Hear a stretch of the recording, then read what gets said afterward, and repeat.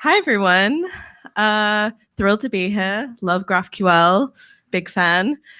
So this talk is called Scaling GraphQL Beyond a Backend for Frontend. So let's get started. We're going to start with a plant metaphor because this talk is about growing a GraphQL API. And we're going to be talking about how a GraphQL API might mature or grow after a year or two in production. So I'm going to be telling you a story about the GraphQL API that I built with my team at Condé Nast and what happened to it after a while. And I wanted to talk about this because I feel like at this point in GraphQL's popularity, there are lots of people who have already adopted GraphQL. So there are people that might have had it already in production for a year or two and might be hitting the same point that we had.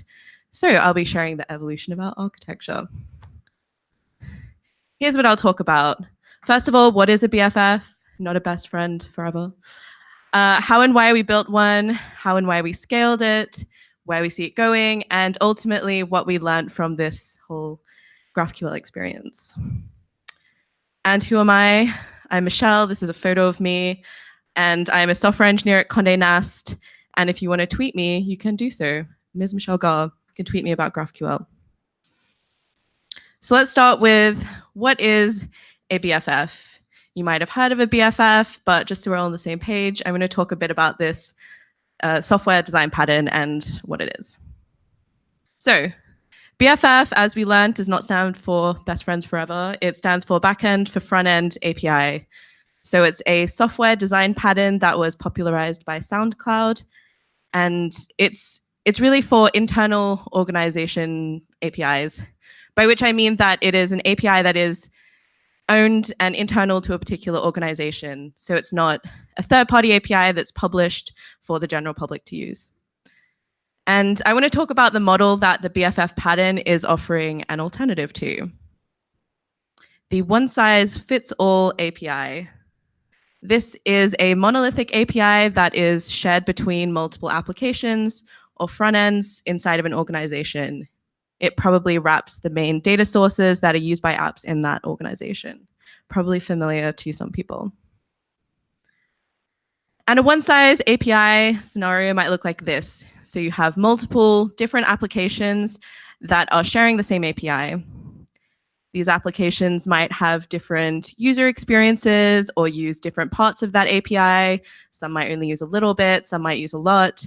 But the API, because it is a shared API, must serve every application and client equally. So it's a monolith, it's a common denominator between all the platforms. So it's not necessarily a bad idea to share an API between applications. We do it all the time. But there are some common pain points that often arise in this scenario. So firstly, different clients need different sets of data. It is almost impossible for a one-size-fits-all API to serve every client's needs equally, and it can't provide the perfect endpoint for every application. And if it tries, it's probably going to become very unruly. And secondly, the shared API becomes a bottleneck when rolling out new features. So every time a new feature is required, the front-end team has to talk to the back-end team or the API team. And that API team then has to balance all the different priorities of all the different clients, and the feature that you requested might not be the top of that list. So this is where the backend for frontend API pattern comes in. This is why it was created. So in order to solve the pain points of having one API and many consumers, the BFF pattern recommends that you build one API service per client. So that means that each front end has its own custom API, which is built and maintained by the same team as that front end. So it might look like this. So a BFF is created as an interface between each API consumer and a shared API or data source. The BFF implements API logic that is specific to that client. It's essentially a translation layer that will ensure that data is transformed really specifically for the needs of that client.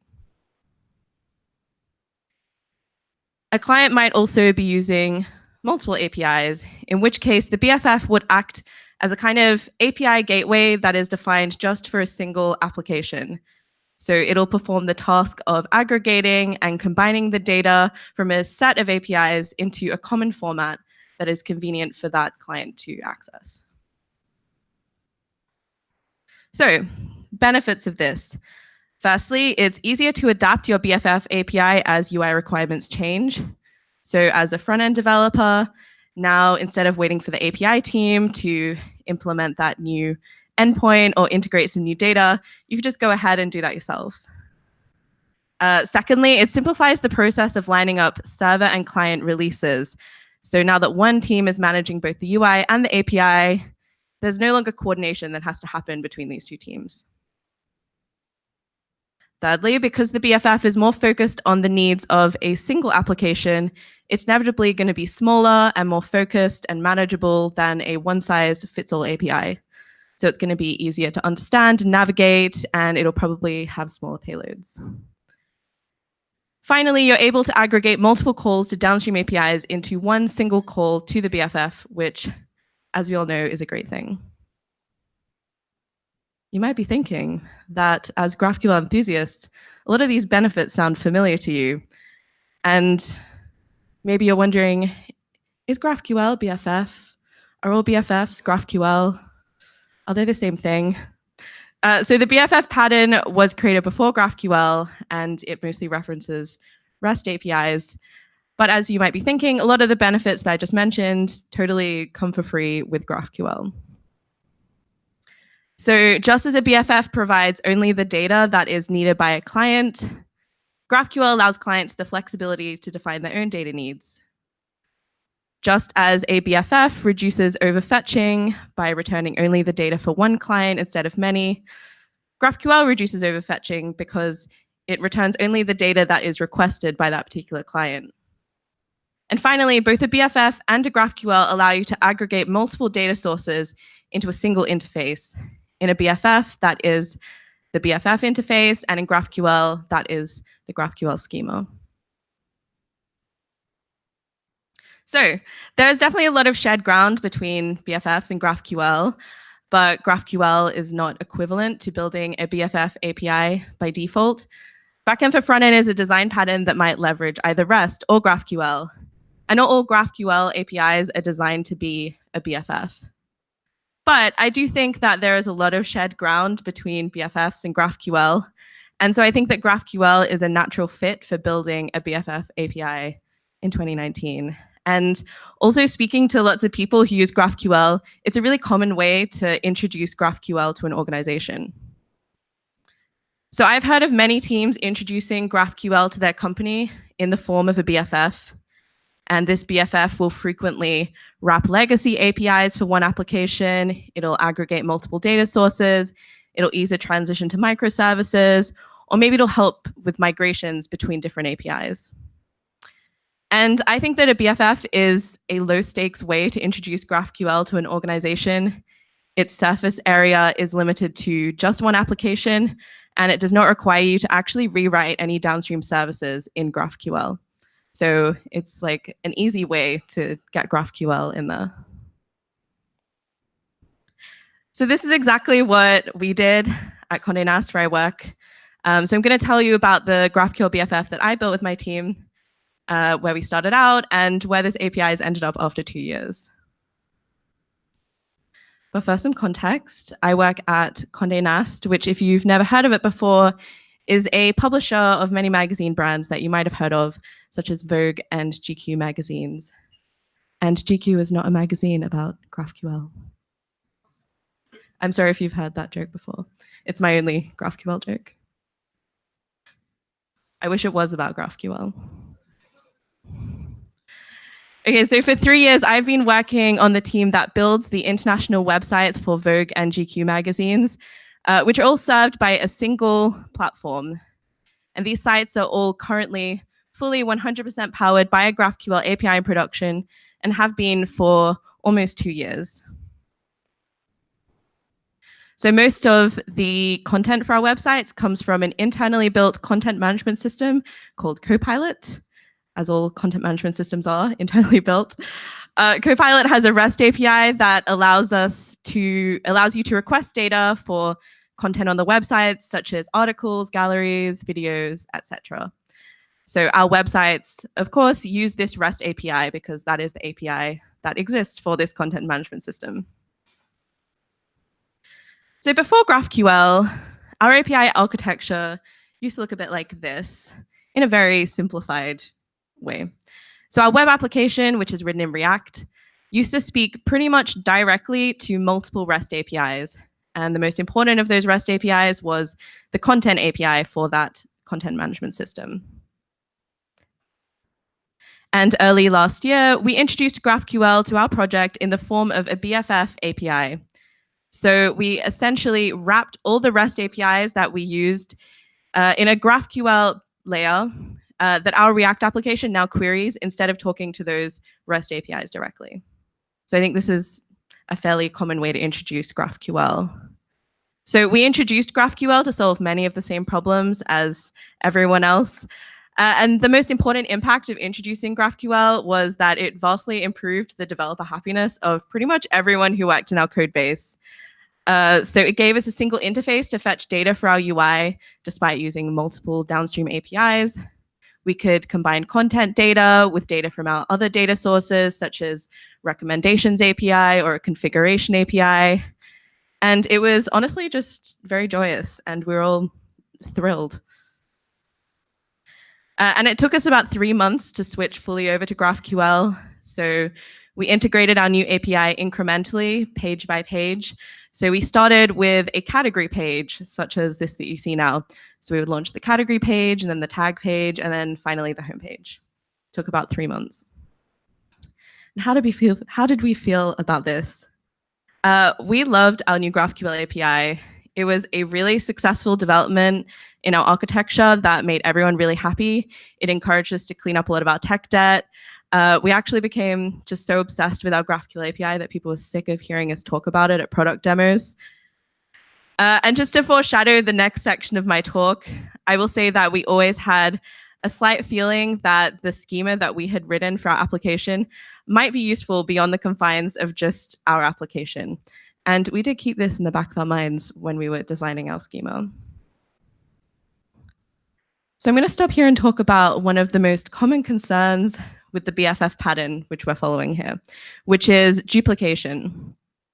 So already there's some risk of duplication in the scenario that I've just described, because we're essentially re-implementing a shared content API that is also used by other applications in the company. So if another application decided to wrap the exact same content API in GraphQL or in their own BFF, then a lot of our code and logic would look really similar, and our schema would probably look very similar. And as developers, we're very naturally adverse to duplication. We're obsessed, sometimes to a fault, with making everything as dry as possible.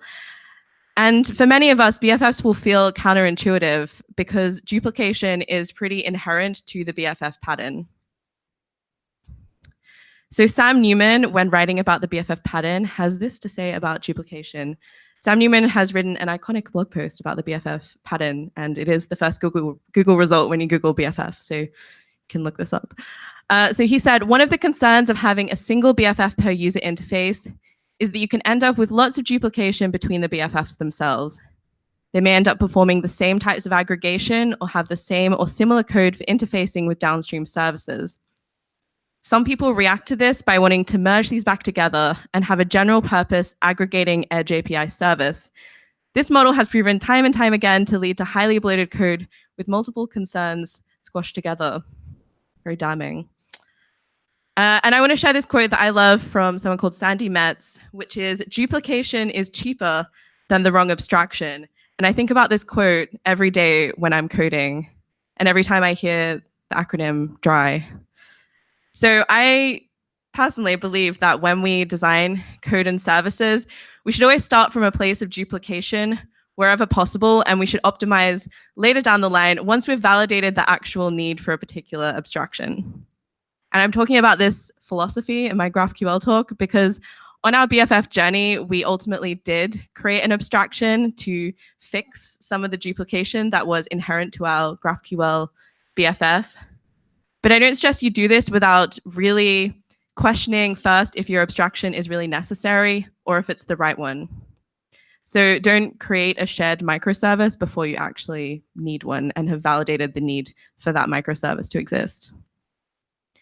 So with that in mind, I'm going to talk to you about how and why we scaled our BFF at Condé Nast.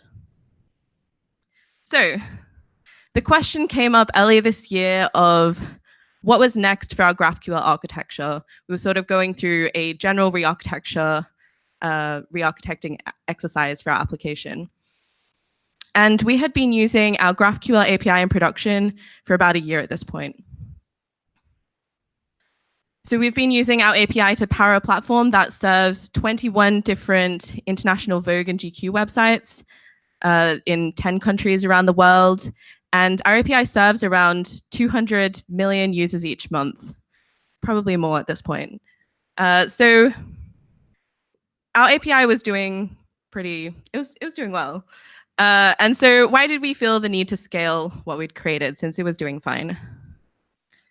So when we first built our GraphQL API, we were kind of rebels. Even just in 2018, GraphQL was not as popular as it is now. And what we were doing was considered experimental when we first introduced it to the company. And internally, we had to fight against the perception that we were introducing a new technology just for vanity reasons that didn't actually deliver any business value. But now in 2019, it's a very different world. Condé Nast loves GraphQL. GraphQL is increasing in popularity. Everyone wants to work with GraphQL APIs. And we started hearing from our other engineering teams at Condé Nast that they also were thinking of introducing GraphQL to their projects. And our GraphQL API had proven itself to be something that made the developers happy and could successfully serve our website. So in the BFF that we'd built, we had wrapped the REST content API in GraphQL. So that was part of our GraphQL BFF. And we had spent the time designing a schema that we really loved, and we thought that it was an improvement on the REST API. And we had validated this in production for over a year. So it seemed like a bit of a shame to keep this to ourselves since there were other teams in the company that are still using that REST API and hating it. And also, there was even another team that was building their own GraphQL wrapper around the exact same REST API as us. And it produced a really eerily similar schema to us. And it was a bit unfortunate. And it came time to think seriously about abstracting out the part of our BFF that would actually be useful to others. So this is the new architecture that we introduced. So we decided to split our GraphQL API into two. So it was clear to us that the content-related fields in our schema would be useful to other teams. And we decided to create a core content API that would make GraphQL a first-class citizen for any application that was requesting data from the content management system itself. So we'd already written schema and resolvers to wrap that REST API for ourselves, and now we wanted to make this available for other teams to use as well. But we still felt that there was a need for a BFF in our application because the core content API cannot serve all of the data needs of our React application alone. There are some parts of our schema that are not content related.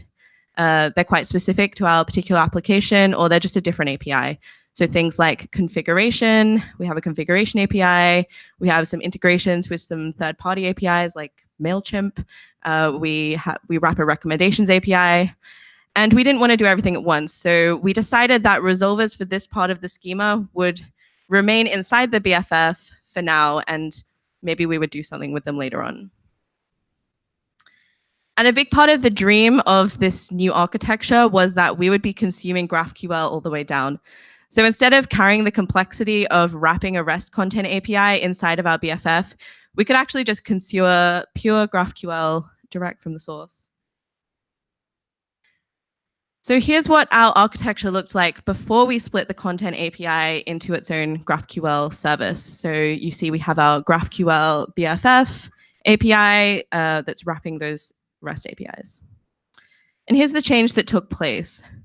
So now our GraphQL BFF will actually consume a GraphQL content API directly. So the logic required to wrap the REST API is therefore moved into its own microservice, and the BFF is going to be consuming GraphQL directly. And that GraphQL microservice can now be used by other applications in place of the REST API. So it's now been elevated to the very esteemed status of being an officially published API for the content management system itself that anyone in the organization can use. And splitting out part of the BFF into its own microservice was an interesting challenge all of its own, and I was on the team that did that. So as a developer, it is a rare experience when you're given the time and space to really improve on something that you've already worked on for a while. And the challenge this time was to take the schema that we've already used in production and make sure it's generic enough to be used by other teams. And although this new GraphQL microservice is representing pretty much the same content data as the BFF, we now have license to make improvements with some hindsight in mind. So we can take all the learnings from having that API in production for over a year and actually build something better to be used by other people. So now the final challenge, which was this new and improved content API has to be integrated back into the existing application and not upset production on the way. So as a reminder, here's what our application's architecture now looks like. And the new GraphQL content API may replace parts of the BFF, but the BFF is still the GraphQL point of entry for our application, since there's data from other sources that's still represented in that BFF. And yeah, the BFF is still the single interface that our React application uses. So here's what we want in order to integrate with the new microservice. We need a way to forward or proxy content queries through to our new content API via the BFF. And secondly, we need the ability to integrate with the new content API incrementally with as little impact on our production websites as possible. So we have a couple of options to do this when we're talking about forwarding or proxying queries. And the first, of course, is Apollo Federation. So we're using Apollo for everything. So Federation. I think Federation is very cool, and I really want to use Federation. But we started prototyping with Federation, and we realized that it would probably suit us better if we actually were working with a gateway architecture, which is not really where we're at while we still have the BFF. So we don't really have a clean-cut model of microservices that can be aggregated into a single GraphQL gateway. What we do have is a bit of a hodgepodge of different REST and GraphQL APIs, and that one of our GraphQL APIs is used by other teams, so we can't just selfishly federate it away. And we figured that using Federation right now might require us to make some further architectural shifts that we weren't quite ready for. But we want to get there soon. But we're going to shelve Federation just for the initial MVP. Schema stitching is maybe a bit more minimal, but stitching API is being deprecated, so we don't really want to invest in that paradigm at all. We'd rather just actually use Federation. What we ultimately went with for our first pass at integrating was schema delegation, which is sort of halfway to schema stitching. So queries are proxied through to another remote schema and resolved by that remote GraphQL service, but you don't actually merge the schemas. So you can see in this diagram, the content GraphQL microservice is our remote schema, and we delegate all content queries that are made to our BFF schema to this microservice. So this option is a bit messy for various reasons, which I won't even go into. But the most important thing, even if it was messy, was that this approach got us forwarding queries through to our new API with minimal effort and minimal code changes, which is really what we wanted for a first pass before we used Federation. We're also able to do it iteratively, so we can switch over to the new content API, content type by content type. And we really wanted a minimal way to get started without having to re-architect everything up front. And we're thinking of it as an MVP that is going to evolve and ultimately replace. So apart from getting rid of our schema delegation, what is next beyond MVP? So thinking back to what I said earlier about the similarities between GraphQL and the Backend for Frontend pattern, here's what I think now about BFFs and GraphQL. GraphQL is not a like-for-like replacement for BFF, even though they have many of the same benefits. But I think that it solves enough of the same problems that if you evolve your architecture towards consuming purely GraphQL microservices, then you might find that you no longer actually need a BFF. And with this in mind, personally, what I'd really love to see is our architecture move towards more of a gateway model. So I just went to GraphQL Summit in San Francisco, which was amazing. And everyone's talking about moving to a single universal data graph or a gateway for their organization. This is just where the architecture is going. So this is what I would really like to do. So once we've finished integrating and validating our first GraphQL microservice, I'd like us to gradually split out more areas of our BFF schema and convert these into services. So the REST recommendations API that we wrap, we could turn into a GraphQL recommendation service, same with configuration, et cetera, et cetera. And I'd ultimately like to get to a point where we could remove the existing BFF and speak directly to a single universal Condé Nast data graph. And if we have the ability to get all of our application data via pure GraphQL from a single endpoint, then I don't think we really need to keep our BFF at all. So I think that it's going to be a useful stage in our architecture while we convert the wider organization to building GraphQL APIs and microservices. But ultimately, I think that we will grow out of this BFF pattern. And I don't want to rush this process. I would like to be thoughtful about how we scale our GraphQL architecture. And I would like to continue validating our abstractions before we make them so we don't build the wrong microservices. And here's what I learned through this whole process and things that I feel strongly about now. First of all, I really believe in focusing on incremental change. So we've done this throughout our entire journey with GraphQL. And you may dream of having a beautiful, gorgeous GraphQL gateway of federated microservices. But if you're evolving the architecture of a production application which serves a lot of users, you might not be able to do that to start with. You might need to start smaller. So a big bang release is risky. And if you build something for too long in isolation, you might build the wrong thing. So get in production as soon as possible, even if it's not your ideal solution or it's a bit messy. Think about smaller areas of your schema that you can split out and build as microservices before you re-architect absolutely everything. And related to this, don't optimize too early. So we could have built our content API as an organization-wide generic API in the first place, and maybe then we wouldn't have had this migration process. But because we built it first just for our application, I think that we built ultimately a better API, because by the time we went to design a replacement for the REST API, we had a year of learnings and production experience to actually inform that new API. So we were also able to take more risks because we didn't yet have the burden of supporting other clients with a published API where we couldn't break other clients. So we were really able to perfect it before we opened it up to other clients. I think that premature optimization really slows down a project. It lessens your ability to respond to change and be agile. So before you go on to build your ultimate generic schema, maybe think about using it for just one application first before opening it up to absolutely everything. That's all I have.